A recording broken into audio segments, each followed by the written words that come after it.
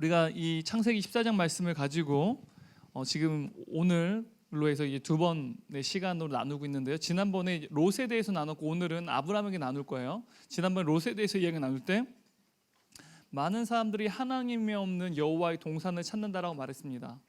그죠?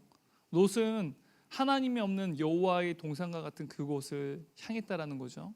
그의 이성과 지성과 합리적인 모든 것들을 고려했을 때 가장 아름답고 가장 미래가 밝고 발전 가능성 있고 잠재력 있는 곳을 향해서 나아갔어요.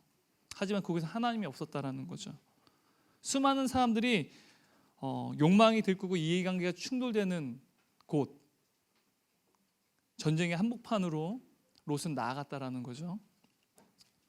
많은 사람들이 육신의 정욕과 안목의 정욕과 이생의 자랑을 쫓는다라는 겁니다. 근데 하나님의 사람들도, 하나님의 부르심을 입은 자들도 세상의 정욕, 안목의 정욕, 이생의 자랑을 좇을 때가 있다라는 거예요. 정말 비극적인 것은 뭐냐면 이러한 하나님이 없는 여호와의 동산 같은 곳을 붙잡고 그것을 이루기 위해서 나의 것을 삼기 위해 살아갈 때 사람은 반드시 자기 자신이 기준이 되고 자기 자신이 인생의 주인이 된다는 겁니다. 자기가 자신의 삶의 주인이 될 때 어떤 일이 벌어지냐? 자신의 욕망을 충족시키는 삶을 따라 살아가게 된다는 거예요. 근데 우리가 지난번 롯을 통해서 봤듯이 롯은 어떻게 됐나요? 전쟁에서 포로가 되어지죠. 바로 자신이 삶의 기준이 되고 주인이 되고 자신의 욕망을 충족시키는 삶, 전쟁의 한복판을 살아갈 때 반드시 그들은 죄의 노예가 된다라는 것에 대해서 우리가 지난번 롯에 대해 통해서 살펴보았습니다. 오늘은 이제 아브라함에 대해 살펴볼 건데 지난번에 누가 왕인가라고 하는 질문을 함께 던졌어요. 그래서 창세기 14장은 누가 왕인지에 대해서 분명히 우리에게 질문하고 있고 누가 우리의 왕인지에 대해서 이야기하고 있다는 거죠. 다시 한번 여러분 질문 던질게요. 여러분의 왕은 누굽니까? 여러분 자신입니까? 아니면 하나님이십니까? 오늘 그곳에 다시 한번 아브라함이 누구를 섬겼는지, 누가 그의 인생의 왕이었는지에 대해서 살펴보도록 하겠습니다. 여러분 오늘 본문을 보면 전쟁에서 돌아온 그 아브라함 앞에 두 왕이 서 있었어요. 우리가 17절부터 24절 말씀까지 같이 읽어봤는데 소돔 왕이 아브라함 앞에 섰고요. 또 하나는 살렘 왕이라고 하는 멜기세덱이 아브라함 앞에 섰다라는 거예요. 여러분 아브라함이 어떠한 일을 행했나요? 룻을 구출하기 위해서 고작 318명으로 북방에 있는 강대국 4개국의 왕들을 다 어떻게 보면은 쳐들어가서 그들에게 빼앗긴 포로들을 또한 여러 전리품들 다 가지고 왔다는 거예요. 북방에 그 4명의 왕들을 쳐부쉈다라는 거예요. 318명으로. 근데 여러분 구약 성경에서 우리가 지금 읽은 창세기 14장에서 318명이라고 하는 정확한 숫자를 기록하고 있어요. 왜 기록하고 있을까요? 여러분 그것은요 불가능한 일이라는 거예요. 어떻게 318명으로 국가를 대상으로 왕을 대상으로 전쟁을 통해서 승리할 수 있습니까? 당연히 여러분 죽는 거 아니에요? 우리가 지난번에 제가 이제 롯에 대해서 이야기 나눌 때 300이라는 영화 여러분 봤죠? 페르시아 100만 대군을 막았죠. 막았는데 어떻게 됐어요? 막긴 막았는데 다 몰살당했어요. 그것도 기적과 같은 어떻게 보면 승리라고 말할 수 있죠. 왜? 그들이 페르시아 대군이 그 그리스 그 본토로 들어오지 못하게끔 막았기 때문에 그래요. 그것도 사실 기적과 같은 일이에요. 그들의 용맹과 그들의 정예 부대의 그 용기. 여러분 그래서 그 영화가 굉장히 사실 많은 사람들에게 큰 인기를 끌었죠. 근데 여러분 오늘 우리가 읽은 본문에서 318명은요 몇 명이 죽었다는 말도 없어요. 근데 318명으로 그 강대국을 그 국가의 네 국가의 왕들과 전투를 벌여서 전리품과 포로들을 끌고 왔다는 거, 쳐부쉈다라는 겁니다. 승리했다는 겁니다. 그 북방의 4개국을 패배시켰다라는 거예요. 여러분 이거는 있을 수 없는 일이죠. 기적과 같은 일입니다. 바로 하나님이 하셨다는 것을 의미해요.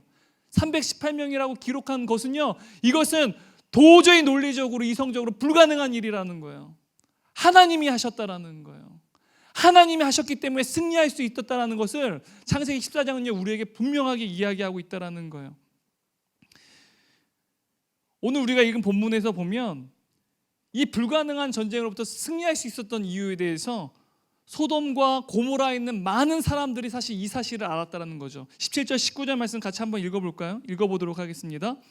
아브라함이 그돌라오멜과 그와 함께한 왕들을 쳐부수고 돌아올 때 소돔 왕이 사배 골짜기 곧 왕의 골짜기에 나와 그를 영접하였고 살렘 왕 멜기세덱이 떡과 포도주를 가지고 나왔으니 그는 지극히 높으신 하나님의 제사장이었더라. 그가 아브라함에게 축복하여 이르되 천지의 주제이시여 지극히 높으신 하나님이여 아브라함에게 복을 주옵소서. 이 전쟁이 얼마나 위대했는지 여러분, 소돔의 왕이 나와서 아브라함을 영접했어요. 왕도 아닙니다. 한 이방인이에요. 근데 그 이방인을 영접하러 나왔다는 거예요. 왜 영접하러 나왔을까요? 그에게 힘이 있으니까.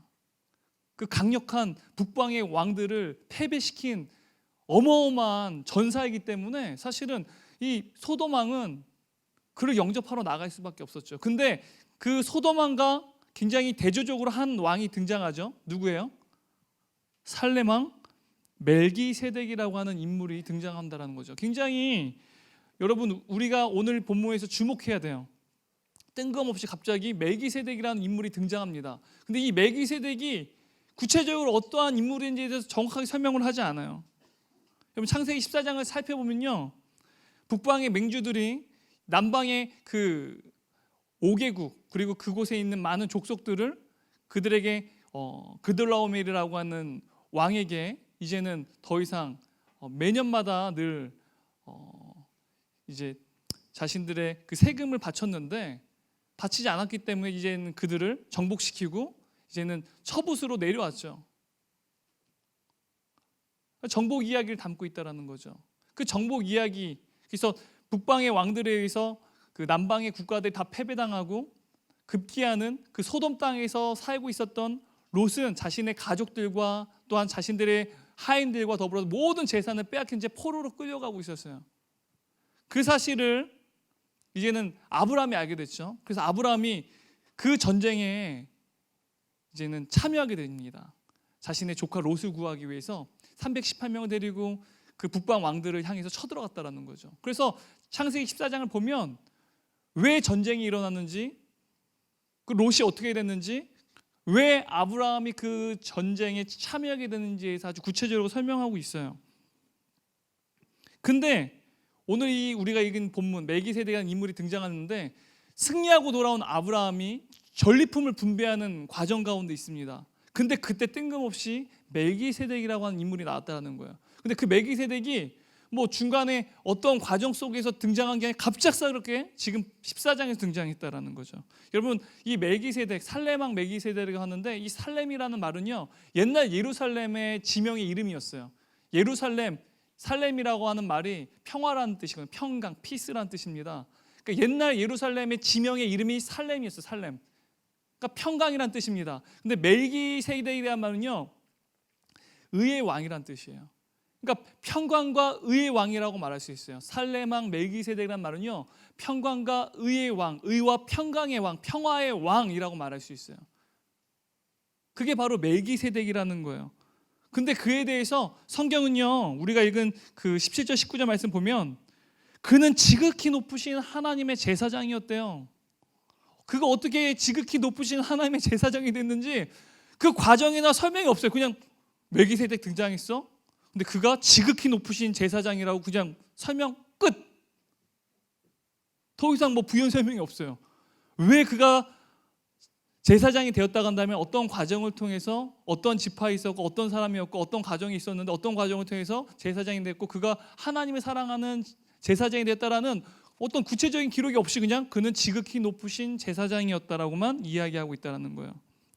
근데 아브라함이 굉장히 의아한 행동을 합니다. 소돔 왕도 있어요. 근데 소돔 왕은 쌩까버리고 이 살렘 왕 멜기세덱이에요.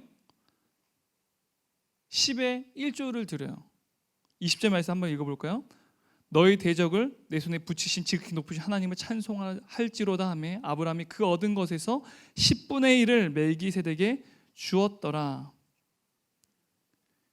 자신이 그 전쟁으로부터 북방의 왕들을 정복한 다음에 얻어온 전리품입니다. 그 전리품 중에 10분의 1을 멜기세덱에게 드렸다라는 거예요. 여러분, 우리가 11조 드리죠? 11조 드린 분들 손 들어보세요.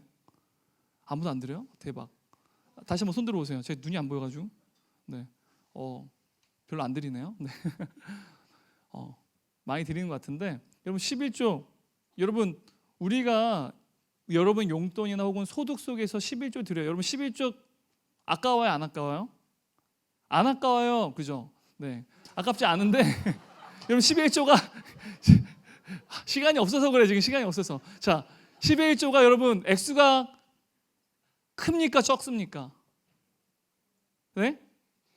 적어요. 대박. 적어요. 10분의 1이? 네. 여러분 10분의 1 금액이 점점 커지면 10분의 1이 되게 커져요. 네. 만 원에서 10분의 1은 1,000원밖에 안 되죠. 10만 원에서 10분의 1도 만 원밖에 안 되는데 100만 원에서 10만 원은 굉장히 큽니다. 1,000만 원에서 100만 원도 굉장히 커요. 여러분 그래서 여러분 11조 우리가 드리고 있죠. 근데 여기서 아브라함이 10배 1조를 멜기세덱에게 드렸다는 말은요. 그 소득의 10분의 1을 드렸다는 말인데 여기는 단순히 그냥 우리가 소득 가운데 11조를 드린다라는 그러한 의미가 아니라 아브라함이 전쟁에서 승리할 수 있었죠. 그죠? 근데 그가 승리한 이 모든 것들은 자신의 용맹한 318명의 병사들 때문도 아니요, 자신의 탁월한 지도력 때문에도 아니요, 오직 하나님으로 인하여서 승리할 수 있었다라고 하는 믿음의 고백이었다라는 거예요. 사람들은요, 내가 취하고 나의 탁월한 능력과 나의 수고한 땀의 결실로 인해서 맺어진 것들은 다 나의 수고고 나의 탁월한 능력 덕분이라고 생각을 해요. 여러분이 맺어진 여러 가지 성과물들, 여러분이 이루어낸 결과물들, 잘했어. 내가 고생한 덕분이지. 야, 너 정말 대단하다. 어떻게 했어? 그냥 열심히 하니까 되더라고. 그죠? 여러분들이 이루는 결과물에 대해서는 사실은 다 여러분의 것이죠. 사람들은 대부분 자신의 노력한 대가를 통하여서 자신의 탁월한 능력으로 인해서 좋은 결과물을 이루었다라고 말을 하죠. 근데 지금 아브라함은요, 자신이 소유하게 되고 얻게 된 그 승리, 그것이 자신의 탁월한 지도력 때문도 아니요, 자신의 병사들 때문도 아니요, 하나님으로 인해서 이 승리가 있다는 사실 분명히 알았어요. 그래서 이 전쟁은요, 자신으로부터 이루어진 것이 아니라 하나님이 이루신 승리라고 하는 분명한 신앙의 인식을 가지고 있었다라는 거예요. 그래서 멜기세덱에게 10의 1조를 드렸어요. 그 10의 1조를 드린 건 단순히 자신의 소유한 소득의 10분의 1을 드린 것이 아니라, 그런 의미가 아니라 이 승리는 하나님의 것입니다. 하나님의 승리입니다라는 고백이라는 거예요. 하나님의 도우심으로 얻은 것이라는 거예요. 여러분 10의 1조 드릴 때 여러분 그러한 믿음의 고백을 했으면 좋겠어요. 다 하나님의 것입니다. 내 것 아닙니다. 하나님의 것입니다. 내가 이 수고를 통하여서 얻게 된 이 월급 중에 10분의 1 드린 건 사실 다 하나님의 것입니다. 하나님의 승리입니다. 그러한 고백이 바로 11조라는 거예요. 여러분 근데 여러분 많은 사람들 우리 또한 열심히 노력하고 여러분이 탁월한 능력을 갖고 스펙을 갖추면 성공할 수 있으리라 생각하죠. 그럼 자연스럽게 좋은 결과를 얻게 될 거라고 여러분 상상을 해요. 그죠? 그래서 고시 준비하고 또 여러분들 과거에는 고등학생 때 그죠? 기억나죠? 기억하기 싫죠? 토할 것 같죠? 그죠? 네. 얼마 전에 스카이캐슬이라고 하는 드라마에서도 나왔듯이 그죠? 스카이라고 하는 학교 가장 좋은 과에 가려고 얼마나 많은 사람들이 애를 써요. 저도 그 드라마를 본 적은 없지만 앞으로도 보지 않을 거예요. 근데 이미 지나갔으니까 볼 필요가 없죠. 이미 지난 드라마는 볼 필요가 없는데 그럼 과거에 아마 여러분 그런 생각했을 거예요. 내가 더 노력했다고 한다면 더 좋은 결과를 얻었을 텐데, 그렇게 생각하는 게 우리가 갖고 있는 어떻게 보면은 후회이자 우리의 생각이죠. 많은 사람들이 그렇게 생각한다라는 거예요. 근데 여러분 열심히 수고한다고, 여러분이 탁월한 능력을 가졌다고, 탁월한 지도력과 해안이 있다고 해서 여러분 성공하는 게 아니라는 거예요. 성경은 그것을 분명히 이야기하고 있어요. 왜 그럴까요? 창세기 4장 11절 12절 말씀을 읽어보도록 하겠습니다. 땅이 그 입을 벌려 내 손에서부터 내 아우의 피를 받았은즉 내가 땅에서 저주를 받으리니 내가 밭을 갈아도 땅이 다시는 그 효력을 내게 주지 아니할 것이요 너는 땅에서 피하며 유리하는 자가 되리라. 가인이 아벨을 죽였어요. 그러고 나서 하나님께서 가인에게 저주를 내리시죠. 그 죄로 인해서 벌어진 일들이라는 거예요. 여러분, 인간의 죄로 인해서요, 인류는 아무리 노력해도 결핍이 충족되지 않는 세상 가운데 살게 되었다라는 거예요. 아무리 수고하고 아무리 노력하고 아무리 능력을 갖추고 아무리 열심히 애를 쓴다 할지라도 헛수고가 계속되는 세상 가운데 살게 되었다라는 거예요. 바로 죄로 인하여서. 열심히 애쓰고 능력 갖추고 여러분들이 그런 과정 가운데 성실하게 나아가면 좋은 결과를 얻고 좋은 결과물을 얻게 된다라는 것, 여러분 착각이라는 거예요. 죄로 인하여서요, 모든 것이 헛수고가 되어버렸어요. 여러분, 솔로몬이 그의 전도서에서 말하죠. 그는 모든 것을 소유한 왕이었어요. 가장 부유했고 가장 큰 권력과 명예를 가졌던 왕이에요. 근데 그가 뭐라고 해요? 모든 것을 가지고 있음에도 헛되고 헛되도다. 그 결핍이 채워지지 않는 거예요. 우리는 그러한 인생을 살면 결핍이 없을 거라 상상하죠. 왜? 그죠? 그거는 말도 안 돼. 그가 아무리 그렇게 얘기한다 해도 여러분은 100% 공감하지 않아요. 공감한다면 정말 지혜로운 자죠. 공감하지 않는다는 거예요. 그래서 그 길을 계속 걸어가요. 정말 그런지 어리석게도. 근데 아무리 모든 걸 소유한다 할지라도요, 결핍이 충족되지 않는 세상 가운데 우리는 놓여져 있다는 거예요. 바로 죄 때문에. 그래서 노력한 땀에 결실을 거둔다라는 것은요, 여러분의 능력이나 수고와 애쓰는 여러 가지 부분들을 통해서 이루어지는 게 아니라 하나님이 은혜를 주셔야만 가능하다라는 거예요. 저주와 받은 이 땅에서, 죄로 인하여서 더 이상 수고해도 결실을 맺지 못하는 이 땅에서 여러분들이 애써서 만약 여러분들이 원하는 결과물을 얻었다고 한다면 여러분이 애썼기 때문에 당연하게 얻게 된 결과물이 아니라 하나님의 은혜라는 거예요. 믿지 않는 사람들에게도 그들에게 은혜가 있어요. 그래서 우리는 일반 은총이라고 말하죠. 일반적인 은혜입니다. 구원을 베푸는 은혜는 아니지만 하나님께서 모든 피조물에 베푸신 일반 은혜가 있다는 거예요. 우리가 수고의 결실을 거둔다라는 것, 하나님께서 우리로 하여금 열매를 거둘 수 있도록 도우신 덕분이라는 거예요. 아멘. 혹시 여러분, 우리 가운데 수고했음에도 불구하고 결실이 없어 슬픈 지체들이 있다고 한다면 그것 때문에 낙심하지 않았으면 좋겠어요. 여러분이 열심히 애쓰지 않아서 그런 게 아니에요. 여러분 수고하지 않아서 그런 게 아니에요. 여러분 능력을 갖추지 못했기 때문에 그런 게 아니에요. 그런 게 아니라는 거예요. 여러분 그 과정 가운데 있는 분들 계시다가는 주님 앞에 더 절실하게 기도했으면 좋겠어요. 하나님 은혜를 베풀어 주세요. 만일 이 길이 하나님이 원하시는 길이 아니라 주께서 나로 하여금 더욱더 꿈을 더 크게 갖고 계시고 나를 통하여서 하나님의 놀라운 구원의 역사를 이루기 위해서 나에게 주어진 것이 있다고 한다면 내가 원하는 것이 아니라 하나님이 원하는 것이 무엇인지에 대해서 하나님 듣고 싶습니다 라고 하는 기도를 했으면 좋겠어요. 여러분에게는 이미 특별한 은혜가 부어졌어요. 특별한 은혜가 부어진 사람들에게는요, 일반 은총도 당연히 플러스 알파로 주신다라는 겁니다. 하지만 하나님께서 분명히 여러분들이 개인적으로 다가와서 주님께서 여러분들에게 이야기 나누고 여러분의 목소리를 듣고 또한 하나님의 뜻을 여러분들이 구할 때 그 과정을 통해서 하나님이 여러분에게 주시는 그러한 놀라운 섭리들을 여러분 스스로가 하나님과 관계 속에서 얻기를 원하신다라는 거죠. 만약 그러한 것들이 지금 여러분 삶 가운데 있다면 이제는 여러분들이 누군가를 통해서가 아니라 하나님 앞에서 단독으로서 이제는 하나님과의 구하고 하나님부터 얻는 그러한 신앙의 수준에 이르렀다라는 거예요. 마냥 어린아이가 아니라는 거죠. 여러분 하나님의 도우심을 인정하는 행위가 바로 11조라는 거예요. 여러분 이 세상의 극소수의 사람들은요, 아브라함이 이 318명으로 북방의 강대국들을 물리친 것처럼 이런 놀라운 성공과 승리를 이뤄냅니다. 여러분 중에도 이러한 성공을 꿈꾸는 분들이 있을지 모르겠어요. 그래서 미래를 꿈꾸고 차근차근 단계별로 계획을 짜고 그 계획과 과정에 따라서 미래를 준비하고 있는 분들이 아마 여러분 가운데 있을 거라 생각해요. 여러분 성공하기 싫은 분들 계세요? 되게 공감하지 못하는 저 세상 저기 정말 세속적인 사람들이 하는 것처럼 정말 관심 없이 바닥만 쳐다보는 분들 계시는데 성공하기 싫어요? 여러분 삶은 그냥 평범했으면 좋겠어요? 그냥 실패했으면 좋겠어요? 그거 아니잖아요. 근데 왜 표정이 다들 그래요? 성공하고 싶잖아요. 난 성공하고 싶은데?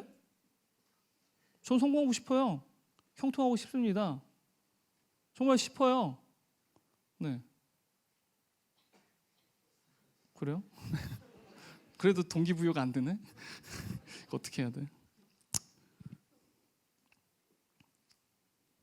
많은 사람들이 이 아브라함처럼 318명으로 북방의 강대국을 물리치는 승리와 성공을 맛볼 때 사람들은요, 자연스럽게 자신의 탁월한 해안과 통찰력, 탁월한 지도력, 능력,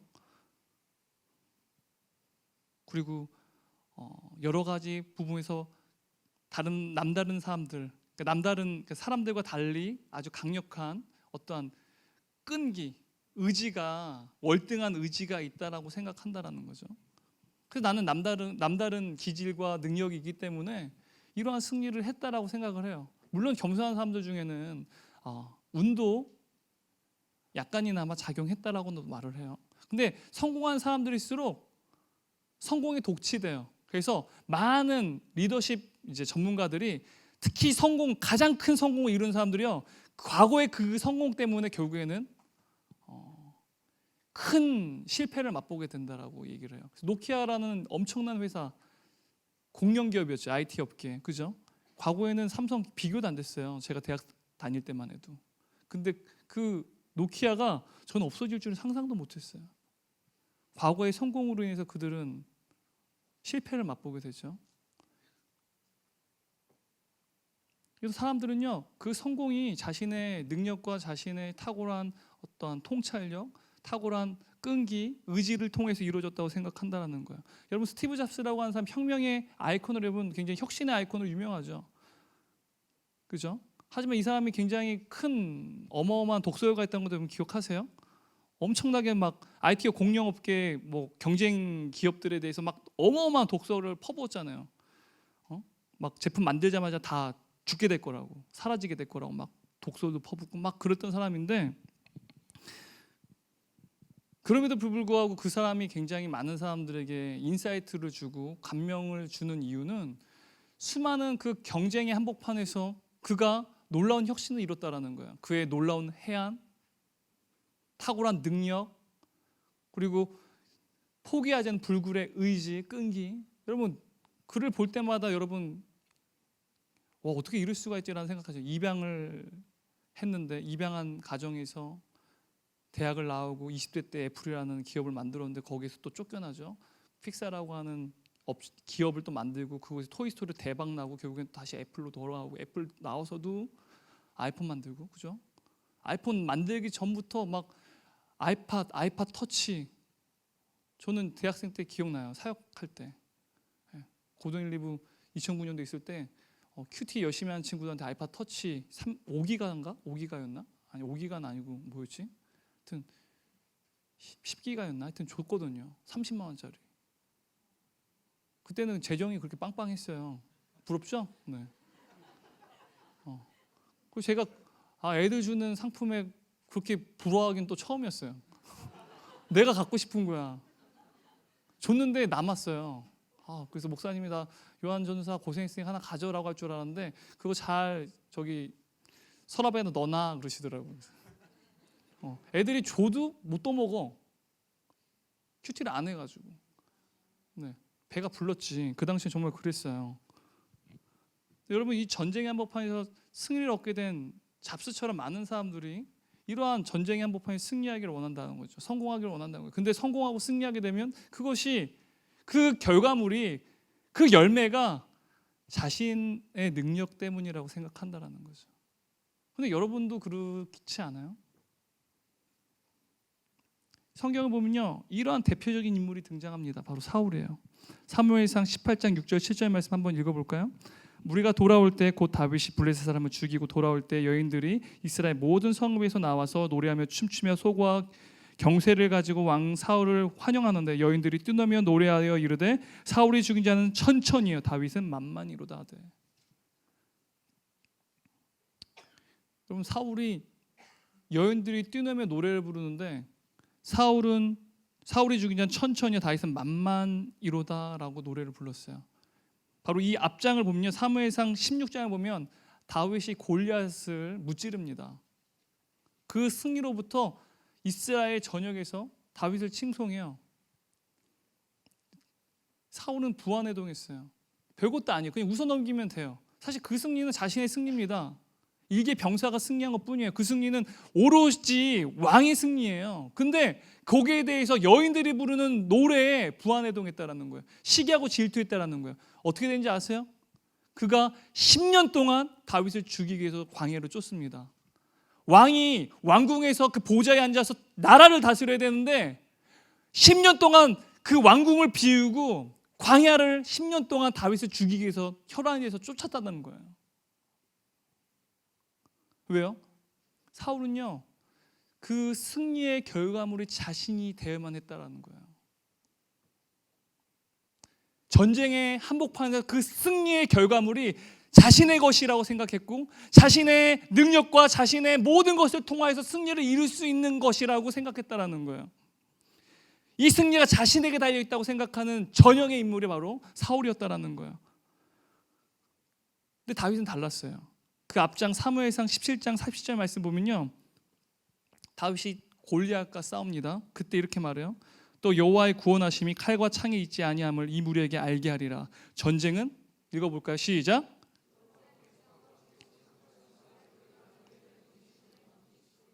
전쟁은 누구에게 속했다고요? 전쟁은 여호와께 속했다라는 거예요. 다윗은요, 전쟁의 승리가 자신에게 속하지 않았다는 걸 분명히 알았어요. 전쟁의 승리는 바로 하나님께 달렸다는 사실을 알았다는 거예요. 하나님부터 승리가 올 수 있다는 것. 내가 아무리 애쓰고 수고한다 할지라도 원하는 결과물을 얻는 것은 나의 능력에 의하지 않는다는 것. 하나님의 승리, 하나님의 은혜를 통해서만 가능한 사실을 다윗은 알았다는 거예요. 이것이 성경에 기록된 하나님의 사람들의 특징이에요.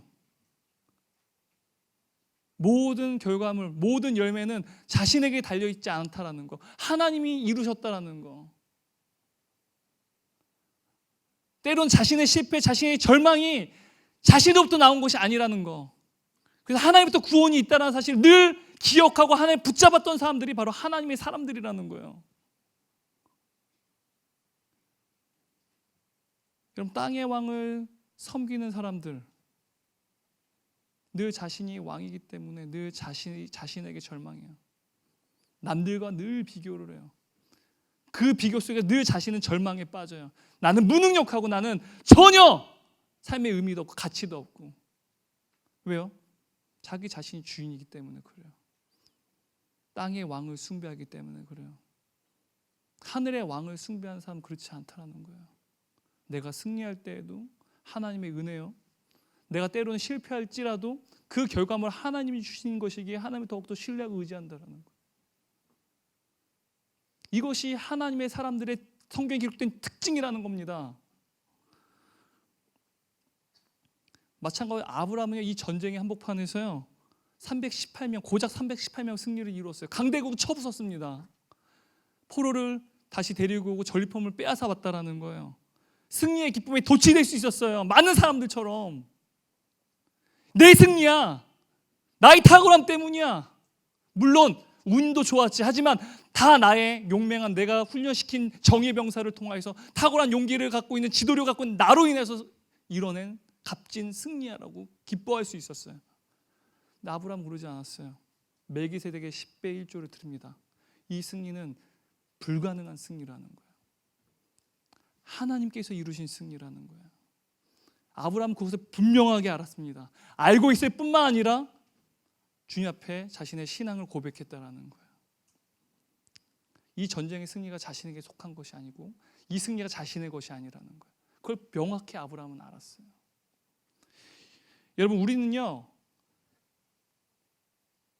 세계관 전쟁 가운데 살고 있어요.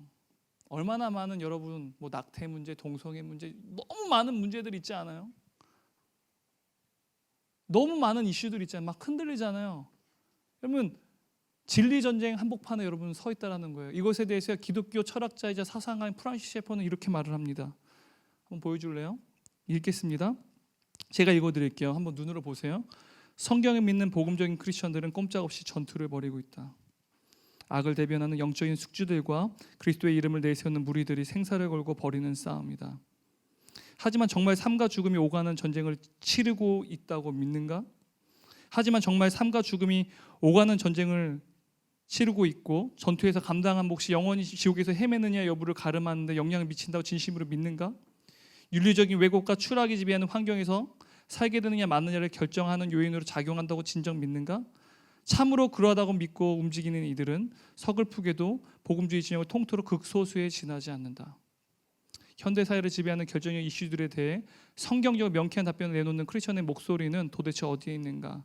그런 소리는 좀처럼 들을 수 없으며 복음주의 진영의 상당 부분은 시대 정신을 반영하는 세상의 영에 미혹되었음을 눈물을 머금고 인정할 수밖에 없다. 그런데 그보다 심각한 사실은 삶의 전 영역에 걸쳐 성경의 진리와 윤리를 확고하게 지키지 않는다면 장차 한층 끔찍한 재앙이 찾아올 수 있다는 점이다. 여러분, 단순히 여러분 취업을 준비하거나 앞으로 미래를 준비하는 전쟁 가운데 있다고 생각하죠? 진리와 비진리 사이에서 여러분들은요 전쟁의 한복판에 서 있다라는 거예요. 여러분, 이것을 잊으면 안 돼요. 그래서 잊어버린 채 여러분 세상 사람들과 동일하게 그저 여러분의 미래를 살아가는데 혈안이 되어서, 물론 중요하죠. 성실하게 여러분의 삶을 살아가는 것 되게 중요합니다. 하지만 그게 전부라고 한다면 여러분 세상 사람과 별반 다를 바가 없죠. 좋은 커리어를 갖고 좋은 의사, 좋은 변호사, 좋은 교사, 좋은 대기업에서 직장인으로서 살아가는 것, 여러분 그건 세상 사람들 다 그렇게 살 수 있어요. 세상 가운데 전투라고 하는 거, 서세운 전쟁이라는 거, 지옥이라고 하는 거 세상 사람도 인정하는 바예요. 여러분의 전쟁은 뭡니까? 우리에게 속한 전쟁이 뭡니까? 여러분의 가장 큰 전쟁이 뭡니까? 진리의 전쟁이죠. 우리는 전쟁의 한복판에 서 있습니다. 첨예한 진리의 전쟁 가운데 서 있다라는 거예요. 전쟁의 한복판에서 우리의 적도 너무나 강력해요. 우리의 능력은 겨우 고작 318명밖에 되지 않아요. 여러분, 그래서 어떻게 하나요? 여러분, 입술을 닫죠. 모른 채 하죠. 믿지 않는 사람들을 의견에 손을 들어주죠. 어쩌면 여러분 아무 말도 하지 않을지도 몰라. 하지만 침묵하는 것 또한 여러분 일종의 여러분 의사를 표시하는 거예요. 여러분, 주님은요 여러분에게 반드시 그것에 대해서 물을 거예요. 너는 왜 그것에 대해서 입을 닫았냐? 왜 너는 그것이 잘못된 것이라고 말하지 않았냐? 왜 너는 그것이 성경의 진리가 아니라는 사실에 대해서 왜 너는 사람들의 시선과 사람들의 비판이 무서워서 왜 너는 입술을 닫았냐? 주님은요 반드시 여러분이 물을 겁니다. 왜요? 성경 말씀이 써 있어요. 제가 마지막에 읽어드릴 거예요. 마지막에 읽어드릴 겁니다. 반드시 물을 거예요. 너희가 세상 가운데 전쟁의 한복판에서 제대로 된 싸움을 했는지, 입술을 닫은 채 세상 사람처럼 살아갔는지. 주님, 저는 겨우 318명밖에 없어요. 이 강력한 세력들과 어떻게 싸워서 이길 수 있어요? 전쟁은 누구에게 속했니? 바로 나 여호와에게 속했다는 거 너 모르니? 너의 능력에 달리는 것이 아니라 승리는 나에게 달렸다는 거 너 모르니? 너에게 주어진 이 성경은 남의 이야기였니? 너를 향한 이야기가 아니었니? 분명히 여러분, 주님이 여러분에게 질문하실 거예요. 그리고 여러분 심판대에 서게 됩니다. 제가 단언해요. 왜요? 주님이 그렇게 말씀하세요. 여러분, 세상 사람들은 정교분리 외치죠. 여러분, 공적인 자리에서 여러분 신앙 드러내지 말라고 얘기하죠. 여러분 어떻게 해요? 바로 입 다물죠. 여러분, 주님이 진리라는 사실 여러분 믿습니까? 여러분, 그 진리가요 여러분이 사적인 영역에만 머무른다고 한다면 더 이상 그것은 진리가 아닙니다. 진리는 모든 이들에게 참 진리이기 때문에 여러분 개인적인 삶, 사적인 부분에만 머무는 것이 아니라 공적인 영역에 드러나야 된다는 거예요. 여러분, 참 신앙인이고 참 그리스도인이라고 한다면, 하나님의 부르심을 입은 자들이라고 한다면 여러분의 공적인 영역, 여러분 일터에서, 직장에서, 취업을 준비하는 과정 가운데, 캠퍼스에서 진리가 무엇인지를 반드시 드러내야 된다는 거예요. 정교분리 원칙에 위배되는 게 아니라 신앙인은요 진리가 반드시 공적인 영역에 드러나게끔 되어 있다는 거예요. 왜요? 진리는 개인의 영역에 머무는 게 아니라 공적인 영역 가운데 드러나는 것이기 때문에 그래요. 제가 얼마 전에 14개월 된 영아에 대해서 돌보미가 막 학대하는 기사를 봤어요. 이틀 전인가? 제가 병원을 갔어요. 저희 아이들이 지난주에는 볼고리로, 또 지지난주에는 볼고리, 지난주에는 독감으로 애들이 고생을 해가지고 어린이집을 못 갔어요. 애들이 얼마나 제가 고생했겠어요. 그죠? 병원에 갔는데 막 엄마가 어린아이를 아는 엄마가, 저도 그 기사 보면 피가 거꾸로 솟았는데 막 간호사한테 막 화를 내는 거예요. 왜 얼굴을 가리냐, 왜 인권을 보호한다고 저들을 막 개인 정보를 왜 공개하지 않느냐, 피가 거꾸로 솟는다. 14개월, 우리 애가 14개월이라고 말 어떻게 하냐고, 얘 막 때리고, 막 밥 안 먹는다고 얼굴 때리고 막 입에다 집어넣고. 그럼 그걸 본 기사를 본 사람들은요, 수많은 어떠한 부모님들 또한 싱글이라 할지라도 분명히 화냈을 거예요. 그죠? 요즘에 또 되게 뜨거운 이슈가 있죠. 낙태 문제에 대해서, 낙태죄 폐지에 대해서 지금 굉장히 좀 뜨거운 논쟁 가운데 있는데, 그럼 낙태 문제에 대해서 여러분 분노하지 않죠? 여러분 뱃속에 있는 어린아이는 생명이 아닙니까?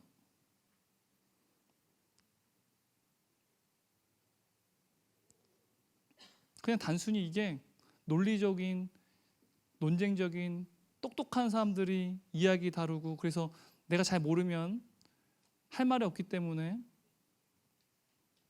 공개적으로 드러내면 안 되는 그냥 이슈로 여긴다라는 거예요. 많은 그리스도인들이. 성경을 보면요, 예레미야 1장 5절 말씀 보면요, 예레미야가 이렇게 고백해요.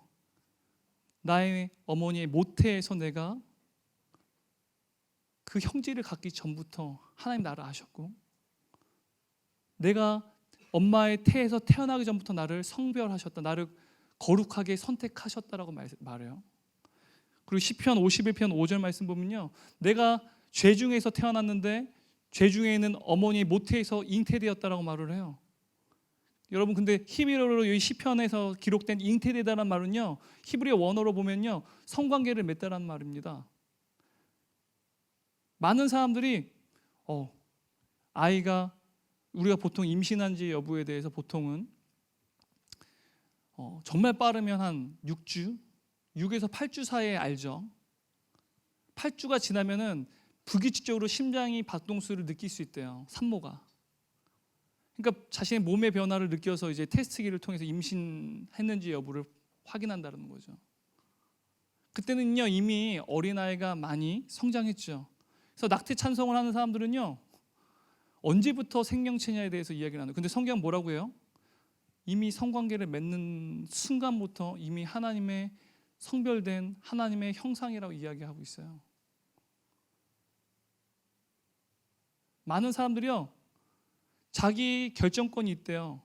여성들이, 남성들이 자기 신체 결정권이 있대요. 여러분, 제가 유학 중일 때 미국에서 봤는데 그거 그대로 우리나라가 똑같이 쫓아요. 새롭게 만들지도 않아요. 되게 정말 창의적이지 않은데 그대로 번역해서 그대로 가져요. 미국에서 보면 This is my body라고 차에다 붙여놓고 다녀요. 왜요? 어린아이가 내 몸뚱아리라는 거예요. 내 결정권 내가 갖고 있다는 거예요. 내가 마음대로 낙태할 수 있고 임신 윤절할 수 있다라고 얘기하는 거예요. 왜? 생명체가 아니다라는 거예요. 근데 성경은요, 이미 성관계를 맺을 때부터 생명체래요. 여러분 한번 생각해 보세요. 여러분, 잠재적인 인간, 잠재력을 가진 인간, 영어로 얘기하면 죄송해요. 제가 a potential person, a person with potentials. 무슨 차이입니까? 여러분들은 a person with potential이죠. 잠재력을 가진 사람이죠. 어린 아이들, unborn baby, 엄마 태중에 있는 아이들은요, potential person이에요. 앞으로 잠재적으로 점점 인간이 될 거예요. 인간이 되는 잠재력을 이미 가지고 있어요. 무슨 차이점입니까? 아직 이 아이는 자신의 의사를 표현하지 못하고 어머니에게 자신의 인격체로서의 대우를 요구하지 못하기 때문에 인간이 아니고 그냥 몸일 뿐이다. 그래서 나의 결정에 의해서 살인당해도 된다. 여러분 이것은요 한마디로 말하면 펑셔널리즘입니다. 기능주의예요.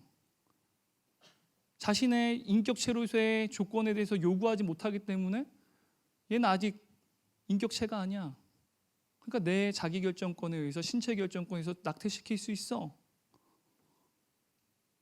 기능주의죠. 그럼 어떻게 합니까? 여러분 인권주의자들이 핸디캡을 가진 장애인들에 대해서 어떻게 얘기해요? 그들의 인권을 차별하면 안 되고 보호해야 된다고 얘기하죠. 기능적인 관점으로 기준으로 봤을 때는 그들도 똑같아요. 기능론적인 관점을 봤을 때는 낙태를 하는 어린아이나 핸디캡을 가진 장애인들이랑 똑같다라는 거예요. 그들의 인권은 소중하고 핸디캡을 가진 언본 베이비는 중요하지 않습니까? 여러분 이런 질문에 대해서 여러분 고민 한번 해보세요. 우리나라도 이미 막 그런 얘기해요. 막 똑똑한 사람들이 강간당하고 그러면 어떡하냐. 여러분 지금 우리나라 법 가운데 이미 모자 보호법이라는 게 있어요. 그 모자 보호법에 보면 강간을 당하거나 여러 가지 유전적인 질병을 갖고 있으면요 24주가 될다 할지라 임신 윤조를 할 수 있어요. 여러분 그거 아세요? 근데 낙태죄를 없애겠다고 얘기하는 거예요. 왜? 인간이 아니라는 거예요. 인격체가 아니라는 거예요. 여러분 그냥 아무 생각이 없죠. 사람들이 말하면 점점 그 사람들 말에 끌려가죠. 아 나는 이 사람들과 논쟁에서 이길 자신이 없으니까. 근데 성경이 뭐라고 말합니까? 그들과 논쟁에서 이기고 지느냐를 떠나서 그것은 살인이라고 말한다라는 거예요. 태아는 생명체라고 말하고 있어요. 저는 여러분이 침묵하는 죄를 저지르지 않았으면 좋겠어요. 여러분 전쟁에 돌아온 그 아브라함 앞에 두 왕이 나타났어요. 한 명은 땅의 왕 소돔 왕이었습니다. 또 다른 한 명은 하늘의 왕 멜기세덱이었어요. 왜 멜기세덱이 하늘의 왕일까요? 히브리서 7장 1절 3절 말씀 보면요. 히브리서 저자는요 멜기세덱을 예수 그리스도의 예표로 말합니다. 읽어볼게요. 이 멜기세덱은 살렘 왕이요 지극히 높으신 하나님의 제사장이라. 여러 왕을 쳐서 죽이고 돌아온 아브라함을 만나 복을 빈지라. 아브라함이 모든 것의 10분의 1을 그에게 나누어 주니라. 그 이름을 해석하면 먼저는 의의 왕이요 그 다음은 살렘 왕이니 곧 평강의 왕이요 아버지도 없고 어머니도 없고 족보도 없고 시작한 날도 없고 생명의 끝도 없어 하나님의 아들과 닮아서 항상 제사장으로 있느니라. 그래서 히브리서를 보면 예수 그리스도를 영원한 제사장이라고 말합니다. 바로 예수님이라는 거죠. 그 전쟁의 승리는 주의 것이라고 지금 아브라함은 고백하고 있다라는 거예요. 두 왕이 존재합니까? 존재합니다. 하나는 땅에 속해 있고 하나는 하늘에 속해 있습니다.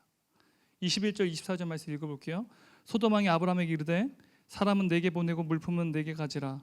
아브라함이 소돔 왕에게 이르되 천지의 주제이시오 지극히 높으신 하나님의 여호와께 내가 손을 들어 맹세하노니 내 말이 내가 아브라함으로 치부하게 했다 할까 하여 내게 속한 것은 실 한 오락이나 들매끈 한 가닥도 내가 가지지 아니하리라. 오직 젊은이들만이 먹은 것과 나와 동행한 아내가 에스골과 마물의 분깃을 제할지니 그들이 분깃을 가질 것이니라.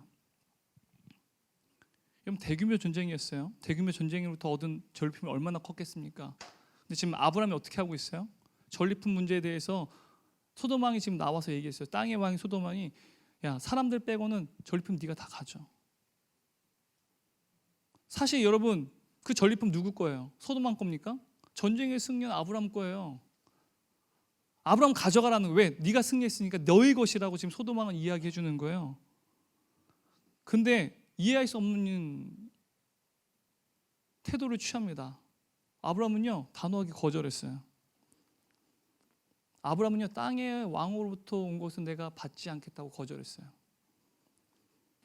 왜냐하면 이 전쟁은 하나님이 승리한 전쟁이기 때문이라는 거예요.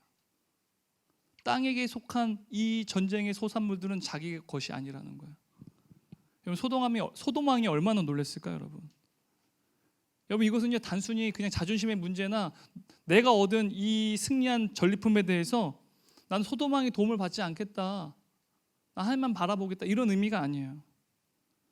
여러분 아브라함의 이 거절에는 영적인 의미가 담아져 있어요. 아브라함 거절은요 하나님이 주신 영적인 복과 은혜에 소돔왕은 결코 참여할 수 없다라는 거예요. 하나님이 주신 영적인 복과 그 은혜에 결단코 세상 사람들은 참여할 수 없다라는 거예요. 아브라함은요, 단도직입적으로 그 소돔왕이 그 복에 참여하겠다고 말할 때 아브라함은 단도직입적으로 하나님이 주신 그 복과 은혜에 참여하기를 거절했다라는 거예요. 소돔왕, 너는 하나님의 은혜와 복에 참여할 자격이 없어. 졸품 내가 갖지 않겠다라는 거예요. 세상을 상징하는 소돔왕은요, 하늘의 왕이신 하나님과 아무런 관계가 없다라는 거예요. 여러분, 우리는요 아브라함과 같이 전쟁의 한복판에 서 있어요. 우리의 대적은 너무도 강력합니다. 여러분이 가진 능력은 겨우 318명밖에 안 돼요.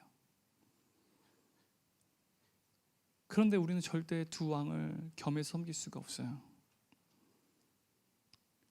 여러분, 전쟁의 한복판에서 어느 왕을 섬기겠습니까? 어느 왕을 선택하시겠습니까? 여러분, 하나님의 부르심을 입은 자들의 그들이 걷는 그 길은요, 그들의 길이 믿음의 길이라고 말해요. 우리가 걷는 믿음의 길은요, 단순히 경제적으로 안정을 취하고 좋은 직장에 혹은 좋은 커리어를 쌓고 좋은 결과물을 얻어서 이 사회에서 더 높은 지위에 올라가고 영향력을 그리스도인으로 끼치고 영광을 얻는 그러한 성공과 승리의 길이 아니라는 거예요. 믿음의 길은요, 하나님이 일하신다라는 걸 보여주는 거예요. 너희 세상 사람들은 하나님의 은혜와 복에 참여할 자격이 없다라는 걸 보여주는 거예요. 우리가 걷는 믿음의 길은요, 이 세상과 세상의 권세 잡은 자들, 사탄의 통치를 받는 그 사람들이 하나님께서 주시는 궁극적인 복과 은혜 가운데 참여할 자격이 없다는 것을 보여주는 삶이라는 거예요.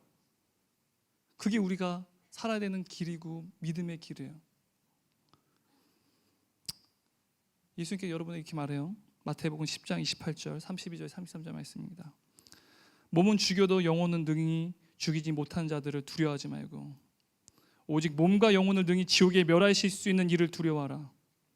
누구든지 사람 앞에서 나를 시인하면 나도 하늘에 계신 내 아버지 앞에서 그를 시인할 것이요, 누구든지 사람 앞에서 나를 부인하면 나도 하늘에 계신 내 아버지 앞에서 그를 부인하리라. 기도하겠습니다. 거룩하신 하나님 아버지, 우리의 왕이 누구인지 우리가 오늘 하나님의 말씀을 통해서 다시 한번 보고 알게 되었습니다. 우리가 가진 능력은 고작 318명, 너무도 연약하고 너무나도 이 세상을 변화시키기에는 불가능합니다. 근데 주님께서 원하시는 것은 그 318명밖에 없는 그 능력으로 세상을 변화시키는 것이 아니라 이 세상 가운데 이 세상의 권세 잡은 자가 통치하는 통치를 받는 이 세상 사람들 앞에서 그들이 하나님의 은혜와 복에 결단코 참여할 수 없음을 드러내고 그 진리를 드러내는 삶을 살기를 원한다는 사실, 우리가 이 시간 말씀을 통해서 알게 되었습니다. 하나님, 우리는 진리의 전쟁 가운데 있습니다. 무엇이 옳고 그른지 잘 모릅니다. 하지만 사람들은 하나님의 말씀이 비합리적이고 비이성적이고 정교분리 원칙에 따라서 절대로 그 진리라고 말하는 것, 절대로 진리라고 말해서도 안 되고, 그 진리가 너희들의 삶에서만 드러날 뿐 공적인 자리에서, 직장에서, 캠퍼스에서, 또한 모든 정치 영역과 모든 사회 환경 가운데 드러내서 안 된다라고 말할 때 우리는 침묵합니다. 하지만 진리는 우리의 삶뿐만 아니라 우리의 공적인 영역 속에서 드러나는 것이 진리입니다. 하나님, 이 땅 가운데 살아갈 때 전쟁 한복판 가운데 서서 우리가 세상의 왕이 아니라 하나님을 섬기며 하나님의 다스림을 받는 주의 자녀들 되게 도와주옵소서. 우리의 심령 가운데 주님, 우리가 연약함을 주여 압니다. 성령께서 이들에게 담대한 마음 허락하여 주시고 날마다의 삶 가운데 주님과 동행할 때 아브라함같이 그 믿음의 길을 걸어가며 담력을 얻으며 주님의 승리와 주님의 도우심을 날마다의 삶 가운데 목격하며 늘 신뢰하는 삶을 살아가는 주의 백성들 될 수 있도록 은혜를 베풀어 주옵소서. 감사합니다. 이 모든 말씀 예수님의 이름으로 기도드렸습니다. 아멘.